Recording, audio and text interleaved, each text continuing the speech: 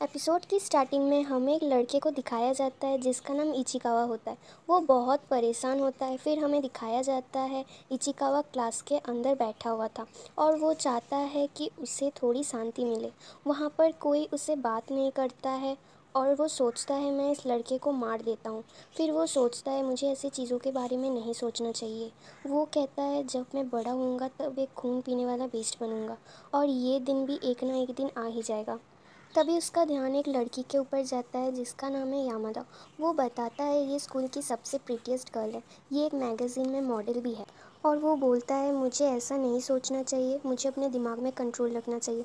तभी वो अपने माइंड में कंट्रोल खो देता है और उस लड़की को ध्यान से देख रहा था। तभी वो लड़की उसे मुड़कर देखती है और अजीब सी आंखें बनाकर मुंह घुमा लेती है। इचिकावा गुस्सा हो जाता है और कहता है ये भी एक तरह की बिच ही है, ये इस तरह से मुझे देखी है, आगे जाके उसे रिग्रेट करना पड़ेगा। मुझे पता है ये बहुत ही ब्यूटीफुल है और किसी ना किसी दिन मैं उसे अपना बना लूँगा। फिर वो कहता है हर रात को मैं यही सोचता हूँ, इस वजह से मैं अपने आप से हेट करता हूँ। फिर लंच ब्रेक होता है और वो सोचता है मुझे कोई शांत सी जगह ढूंढनी पड़ेगी क्योंकि क्लास पर बहुत शोर होता है। और वो कहता है यहाँ पर सबसे शांत प्लेस लाइब्रेरी है। और जैसे ही वो लाइब्रेरी का गेट खोलता है सामने उसे यामादा बैठी हुई दिखती है। उसे देखकर वो चौंक जाता है। तभी इचिकावा चुपचाप जा रहा था। तभी यामादा बोलती है उसे कुछ, पर उसे समझ में नहीं आता है।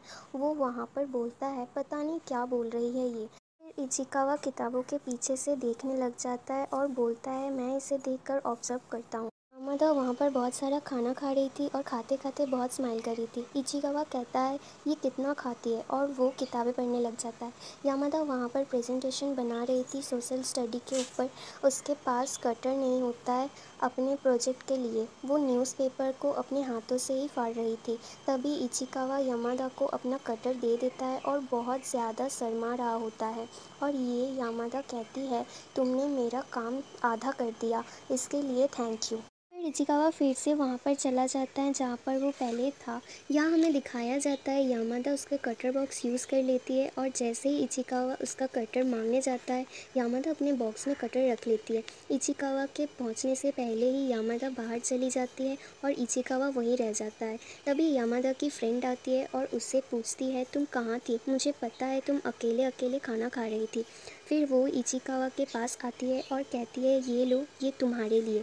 इचिकावा सोचता है कि जो बचा हुआ है वो मुझे दे रही है खाने के लिए, बट वो जो है वो खुद ही खा लेती है और खाली पैकेट उसे हाथ में दे के चली जाती है। और वो बहुत ही खुश होता है, किसी लड़की ने पहली बार उसे पैकेट दिया था। फिर हम देखते हैं कि इचिकावा अपने लोकल रूम के पास आ जाता है और वो सोचता है उसका कटर अभी तक उसने वापस नहीं दिया। इचिकावा जब क्लासरूम के अंदर पहुंचता है उसका कटर उसके टेबल के ऊपर रखा हुआ होता है।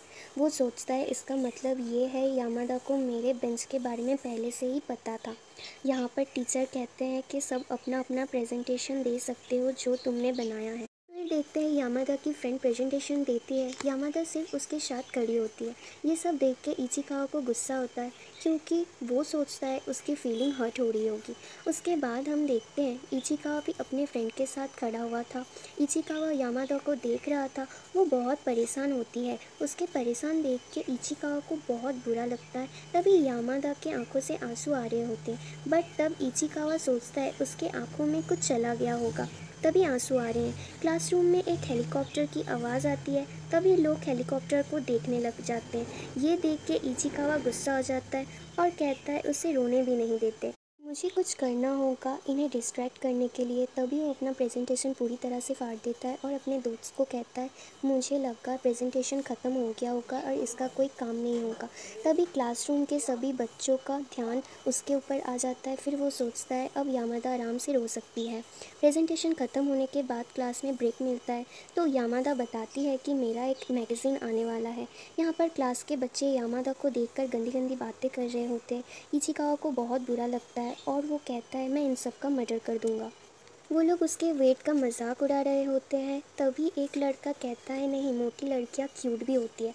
तभी वो लोग कहते हैं अच्छा कौन है वो। तभी वो लड़का कहता है वो हारा है और तुम लोगों का दिमाग जो है वो टांगों के बीच में ही है। फिर हम इचिकावा को देखते हैं वो फिर से लाइब्रेरी में उसी जगह चला जाता है यामादा को ना ध्यान देते हुए। तभी यामादा की फ्रेंड वहाँ आती है और वो कहती है मैं डाइट पर हूँ तो तुम भी खा सकती हो। यामादा कहती है मेरा जब मन करता है मैं खा लेती हूँ। फिर हम देखते हैं लाइब्रेरी में फिर से वो सेम लड़का आ जाता है। वो बोलता है अच्छा तुम यहीं पर हो। ये एक दूसरे को बहुत पसंद करते हैं पर बोल नहीं पाते। फिर यहाँ पर यामादा कहती है तुम दोनों को देखकर बहुत अच्छा लगा और हारा को बोलती है तुम इस तरह के फाइबर लोगी तो तुम्हारा डाइट अच्छे से होगा। तभी वो लड़का हारा से कहता है क्या तुम डाइट कर रही हो।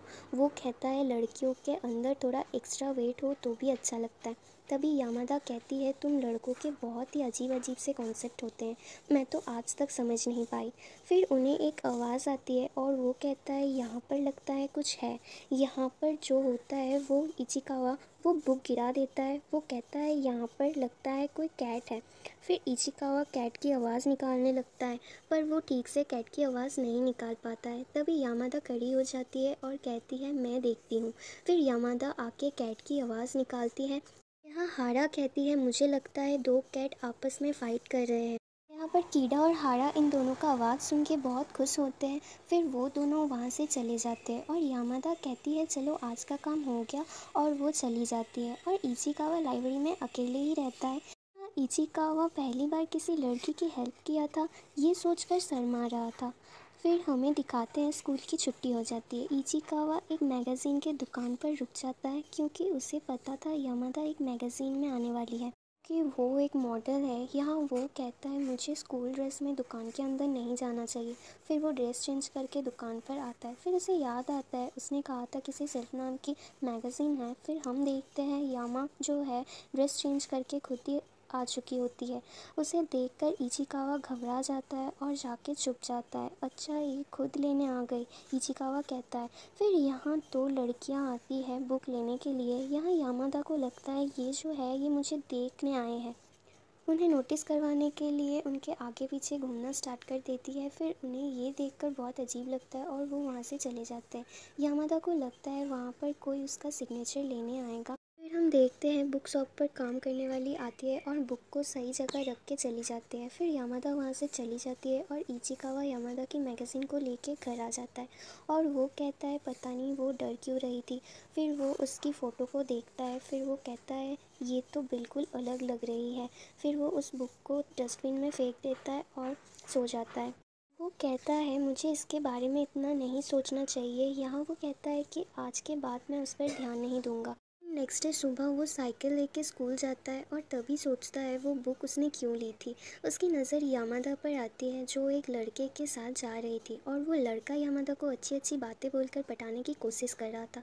इचिकावा पैदल उनके साथ चलने लगता है। तभी वो लड़का यामादा से पूछता है क्या तुम लाइन पर हो। यहाँ पर लाइन एक ऑनलाइन ऐप होता है। तभी यामादा कहती है नहीं और वहाँ से चले जाने लगती है।